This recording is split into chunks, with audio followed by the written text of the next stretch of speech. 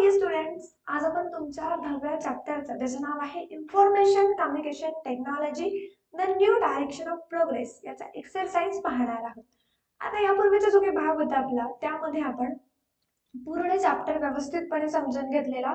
त्याच्यामध्ये आपल्याला नवीन नवीन माहिती मिळाली जी की टेक्नॉलॉजीच्या संदर्भातली होती आणि त्याचा उपयोग तुम्हाला निश्चितपणे तुमच्या भविष्यामध्ये किंवा आता सध्या सुद्धा तुम्हाला बऱ्याचशा कामांसाठी होत असेल.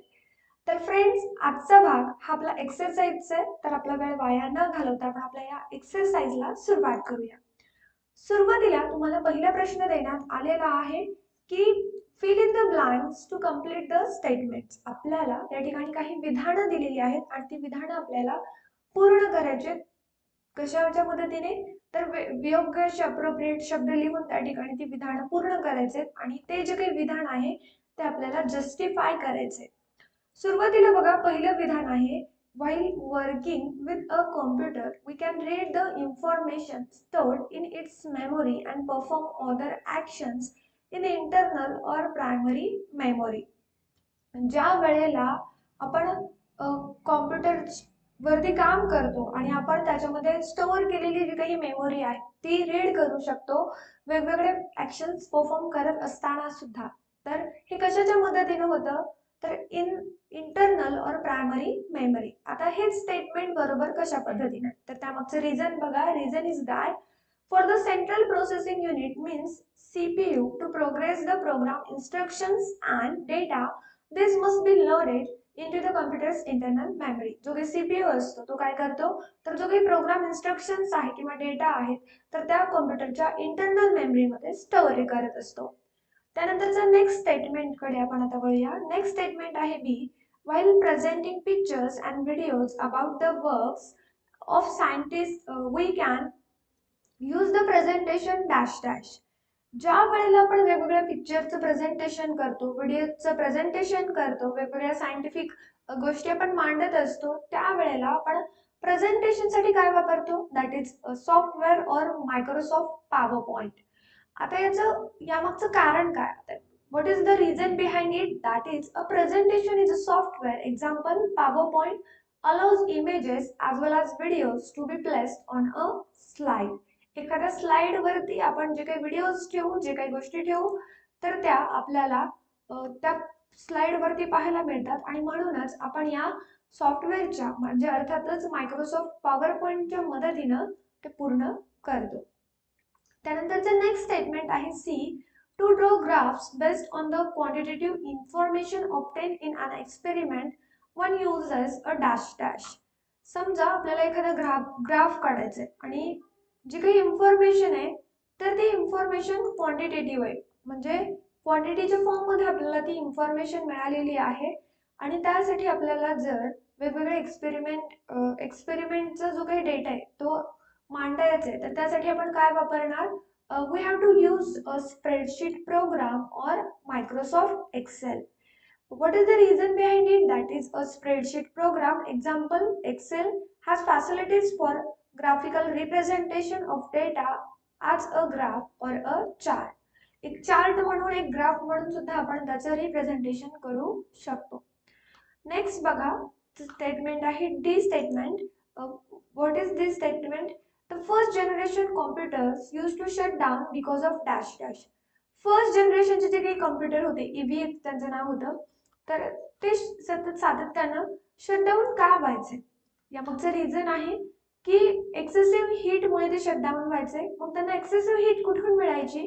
तर बघा, फर्स्ट जनरेशन कॉम्प्युटर्स वेल बिल्ड युजिंग वॉल्व्स. पहिल्या जनरेशनचे जे काही कॉम्प्युटर्स होते तर ते वॉल्व्स वापरून बनवण्यात आलेले होते आणि ह्या ज्या काही वॉल्व्स होत्या ते लॉट ऑफ इलेक्ट्रिसिटी कंझ्युम करायच्या आणि त्यापासून हीट जनरेट करायच्या. जी काही हीट आहे तर ती फ्रिक्वेंट बर्न आउट करायची वॉल्व्सचं आणि त्यामुळेच कॉम्प्युटरचं जे काही वर्किंग असेल तर ते वर्किंग त्या ठिकाणी स्टॉप व्हायचं. लास्ट स्टेटमेंट बघा की a computer will not work unless dash dash is supplied to it. एखाद्या कॉम्प्युटरला जर आपण इलेक्ट्रिक पॉवर नाही दिली तर कॉम्प्युटर वर्कआउट करत नाही. कारण काय? कारण a computer is an electronic device that needs electrical power to work. Computer हा एक इलेक्ट्रॉनिक डिव्हाइस आहे ज्याला त्याचं काम करण्यासाठी कशाची गरज असते? इलेक्ट्रिकल पॉवरची गरज असते. आणि अशा पद्धतीने आपला जो काही फर्स्ट क्वेश्चन होता तो या ठिकाणी संपतो. त्यानंतर आता पुढच्या प्रश्नाकडे आपण वळूया. पुढचा प्रश्न आहे question number second. Answer the following questions. म्हणजेच काय? तर खालील प्रश्नांची उत्तरे द्या. त्यामध्ये पहिला प्रश्न बघा. Explain the role and importance of information communication in science and technology. तर आपल्याला या ठिकाणी माहिती संप्रेषण तंत्रज्ञानाचं जे काही महत्त्व आहे किंवा भूमिका आहे तर ते विज्ञान आणि तंत्रज्ञान याच्या मदतीनं किती प्रमाणामध्ये आहे हे आपल्याला स्पष्ट करायचंय. Let's start now. याच्याबद्दल आपण जेवढ्या प्रमाणामध्ये लिहू तेवढं कमी पडणार आहे, पण जे काही इम्पॉर्टंट पॉइंट्स आहेत ते आपण या ठिकाणी डिस्कस करूया, ते राईट डाऊन करूया. ओके. याचं उत्तर बघा. The use of ICT in science and technology may be divide into the following broad areas, each of which covers a range of hardware and software. जी काही ICT आहे तर जी काही सायन्स अँड टेक्नॉलॉजी मध्ये आहे ती प्रामुख्याने दोन मोठ्या ब्रॉड एरियाज मध्ये डिवाइड करण्यात आलेली आहे, ज्याच्यामध्ये हार्डवेअर आणि सॉफ्टवेअर अशा पद्धतीचे इन्फॉर्मेशन येते. पहिल्यांदा बघा, कलेक्शन ऑफ सायंटिफिक डेटा. जे काही सायंटिफिक डेटा आहे, सायंटिफिक म्हणजे वैज्ञानिक माहिती आहे, त्याचं कलेक्शन करणं. ICT tools, example, computer controlled instruments, digital video recording, etc. can be used to record and store measurements electronically, which is quicker and more accurate. त्यानंतर second one, analysis of scientific data. आपण data जमा केलाय पण त्याचा analysis कशा पद्धतीने करणार? तर आपण वेगवेगळे spreadsheet, graphic tools, data analysis, graphical प्रेझेंटेशनचा परिणाम म्हणून डेटा अनालिसिस करू शकतो. त्यानंतर आहे demonstration. Demonstration is the third use. Okay. Demonstration काय आहे तर त्याचा तिसरा यूज आहे, ज्यामुळे काय होतं, ज्यामुळे आता डेमॉन्स्ट्रेशन मध्ये आपण काय काय करणार बघा. Demonstration of experiments and scientific concepts improve scientific understanding and develop higher order thinking skills. जे काही हायर ऑर्डर थिंकिंग स्किल्स आहेत तर त्या higher order thinking skills develop करण्यासाठी ही डेमॉन्स्ट्रेशन एक्सपेरिमेंटचं डेमॉन्स्ट्रेशन मदत करत असतं. It is also possible to demonstrate experiments and environments that would not be otherwise possible. वेगवेगळे जे काही एक्सपेरिमेंट्स आहेत किंवा डेमॉन्स्ट्रेशन्स आहेत जे की कधीच करणं शक्य नव्हतं तर ते सुद्धा आपण या ठिकाणी करू शकतो. एक्झाम्पल मध्ये बघा. The model of an atom or the functioning of nervous system. एखाद्या ॲटमचं मॉडेल किंवा नर्वस सिस्टीमचं फंक्शनिंग असेल. फोर्थ आहे प्रिडिक्शन. आपण एखाद्या गोष्टीचं प्रिडिक्शन कशा पद्धतीने करू शकतो? Complete and proceed data can be used to predict possible outcomes such as weather forecasting and meteorology. तर जे काही हवामानशास्त्रातले वेगवेगळे अंदाज असतात तर ते वर्तवण्यासाठी सुद्धा आपण या सायन्स अँड टेक्नॉलॉजीचा किंवा ICTचा वापर करू शकतो. त्यानंतर नेक्स्ट आहे collecting scientific information. Scientific information collect करणं असेल मीन्स व्हॉट? तर जे काही सायंटिफिक इन्फॉर्मेशन आहे ती एक्सपर्ट्सच्या मदतीने, त्या क्षेत्रातील जे काही तज्ज्ञ असतील तर त्यांचे इंटरनेटच्या मदतीने त्यांना ईमेल करून, न्यूज ग्रुप्सच्या मदतीने, ब्लॉग्सच्या मदतीने, फोरम आणि चार्ट रूम्स असतात, विकिपीडिया, व्हिडिओ कॉन्फरन्सिंग इत्यादीच्या मदतीने आपण ही सायंटिफिक इन्फॉर्मेशन कलेक्ट करू शकतो. त्यानंतर नेक्स्ट असणार आहे इंटरॅक्टिव्ह एज्युकेशन. नाव what is the role in the interactive education? तर तो आपण कोरोना पॅन्डेमिक मध्ये व्यवस्थितपणे समजून घेतला की इंटरॅक्टिव्ह एज्युकेशन आपण कशा पद्धतीने करू शकतो. See here, interactive simulations reinforce learning by allowing the students to explore a wide variety of physical phenomena and see the effect of changing a value. Many simulations and animations can be found on the internet to illustrate key principles and facilitate interactive learning. तर बघा, वेगवेगळ्या interactive stimulation आणि reinforce learning पाहण्यासाठी आपण स्टुडंट्सला अलो करतो आणि एक वाईड व्हरायटीचे फिजिकल फेनॉमेना आपल्याला त्याचे इफेक्ट पाहण्यासाठी आपण ॲनिमेशन्स आणि सिम्युलेशनचा सुद्धा वापर त्या ठिकाणी करतो. त्यानंतर modelling and simulation to improve performance of cars, aircraft, agriculture architectural structures, etc. trigger technological improvements in this industries. आता फक्त एवढ्या सायंटिफिक गोष्टीमध्येच आपल्याला जो काही वेगवेगळ्या गोष्टी असतील आयसीटीच्या ते वापरता येणार आहेत का? नाही. तर बरेचसे वेगवेगळी क्षेत्र आहेत. आता उदाहरणामध्ये बघा, कारचा परफॉर्मन्स आपल्याला इम्प्रूव्ह करायचा तर त्या ठिकाणी आपण सिम्युलेशनचा आणि मॉडेलिंगचा वापर करू शकतो. आर्किटेक्चरल स्ट्रक्चर्स असतात, ट्रिगर टेक्नॉलॉजिकल इम्प्रूव्हमेंट्स आहेत वेगवेगळ्या इंडस्ट्रीमध्ये, त्याही ठिकाणी आपल्याला आयसीटीचा वापर खूप मोठ्या प्रमाणात करता येतो. त्यानंतर नेक्स्ट क्वेश्चन आहे B. Which application software in the computer system did you find useful while studying science and how? तर बघा, जेव्हा तुम्ही विज्ञानाचा अभ्यास करता त्यावेळेला तुम्हाला कोणते कोणते ऍप्लिकेशन्स सॉफ्टवेअर मधले वापरणं तुमच्या कम्प्युटर सिस्टीम मध्ये हे खूप फायद्याचे ठरले आणि का ठरले, कसे ठरले?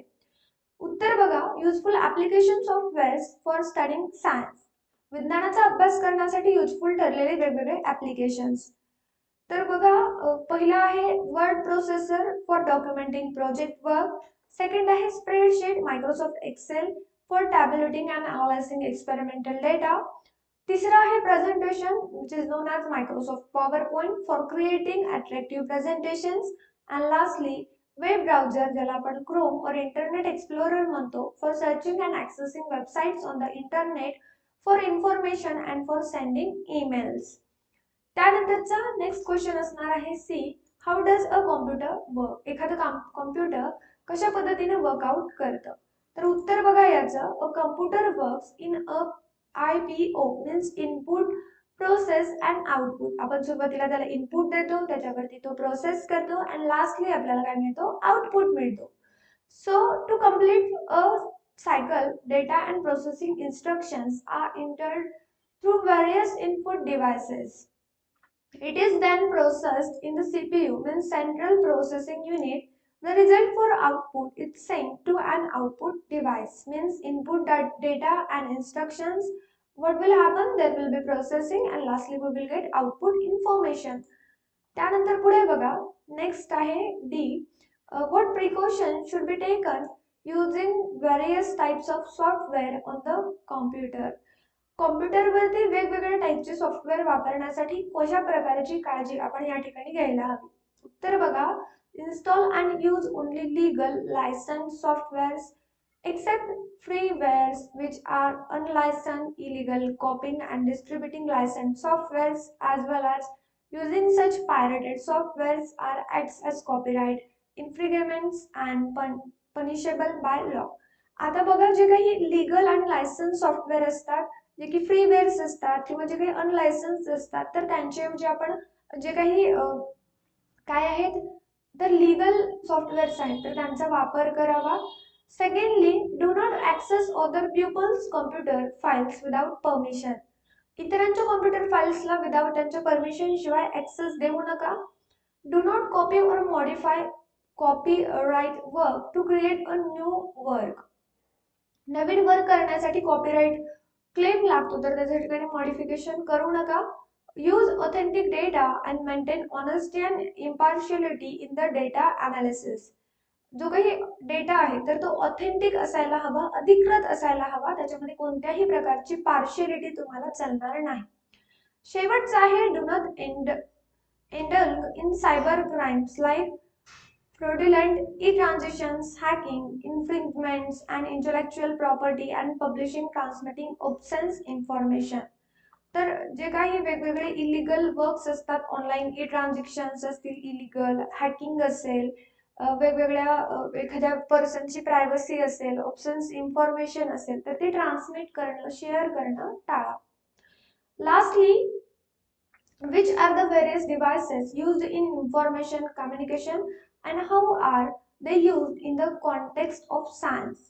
तर आपण इन्फॉर्मेशन कम्युनिकेशन मध्ये कोणते कोणते डिव्हाइसेस वापरतो आणि ते सायन्सच्या कॉन्टेक्स्ट मध्ये कशा पद्धतीने वापरले जातात? उत्तर बघा, the various devices used for communication of information are computer and networking hardware, radio, television, telephone हे जे की फिक्स असतात, video display unit, printer, plotter, modern router, internet and satellites.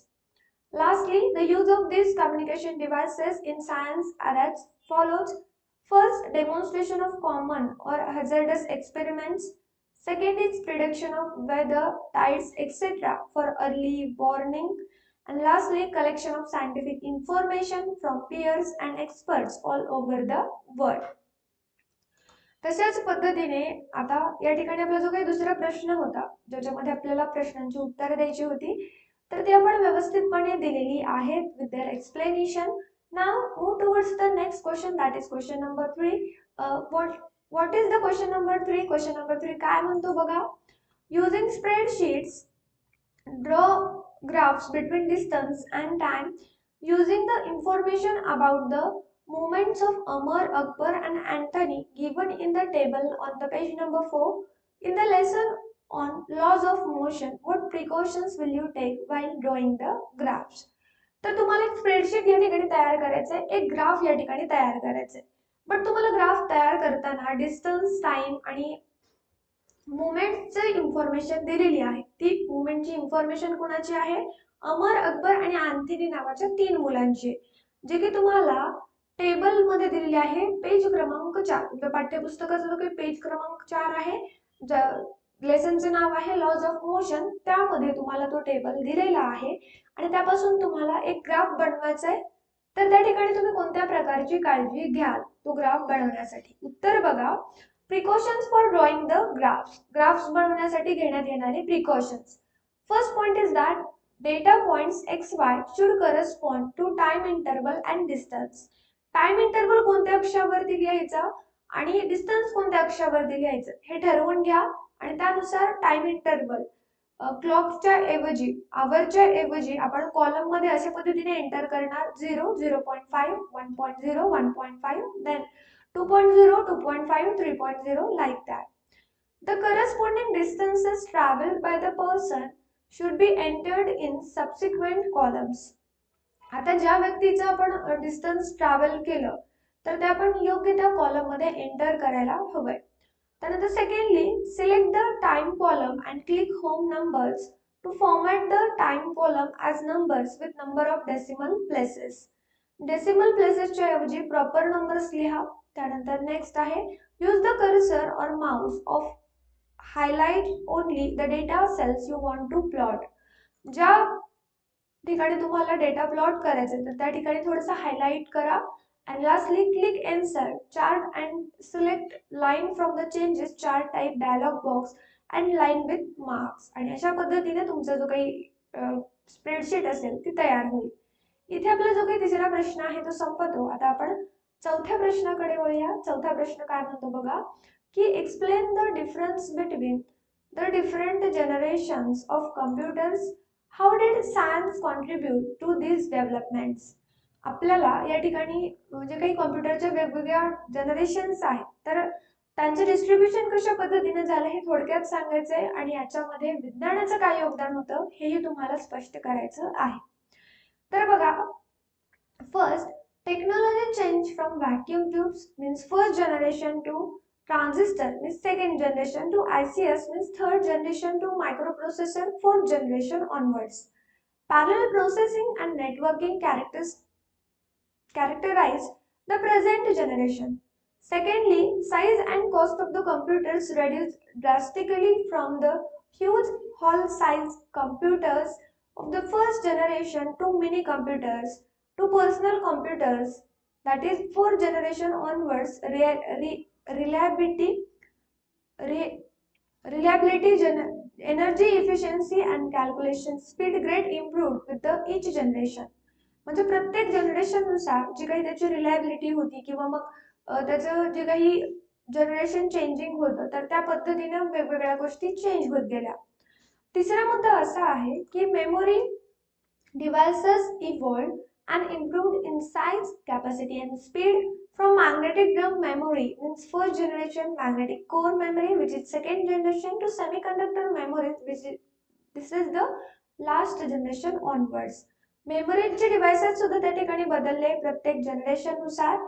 त्यानंतर बघा, programs for the first generation computers were in machine language of ones and zeros and first and assembles language later. जे काही first generation होती तर त्या first जनरेशनचे जे काही प्रोग्राम्स होते ते वेगवेगळ्या लँग्वेजमध्ये होते. आपण user friendly high level programming language ला सेकंड लँग्वेज मध्ये किंवा ऑपरेटिंग सिस्टीम मध्ये थर्ड लँग्वेज मध्ये आपण वापरू शकतो. त्यानंतर बघा, in the first two generations input and output were based on the punch cards and tapes.